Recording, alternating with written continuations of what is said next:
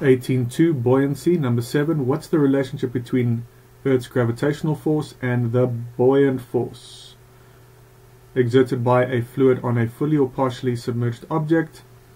Well, remember, the buoyant force acts up on this object, and it is equal to the weight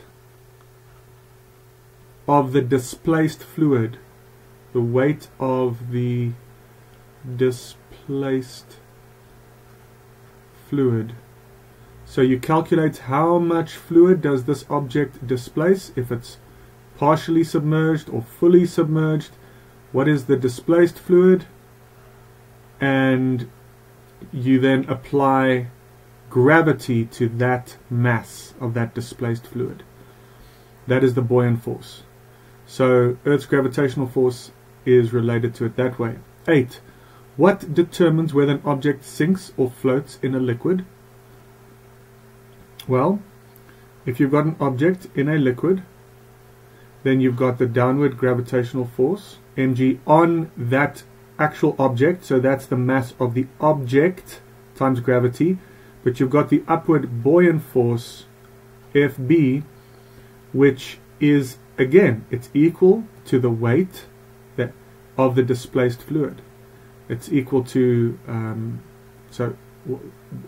it's based on the density of this fluid and the mass, right? The mass of that fluid. So as long as, if mg is larger than Fb, the buoyant force, then it sinks.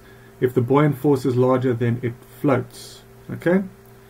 9. How can an object composed of a material that typically sinks in water be made to float on water? So an example of this is, say, steel, which has a much larger density than water. So if you have it in this kind of form like this, then you've got an upward buoyant force, Fb, and a downward force of mg, and it most likely will just sink. Okay? But if you take if you take this steel and you change the shape of it so that that very same steel, that very same mass of steel is changed into a different shape, and it displaces a significant amount of water, then the more water you're displacing, the higher the buoyancy force is.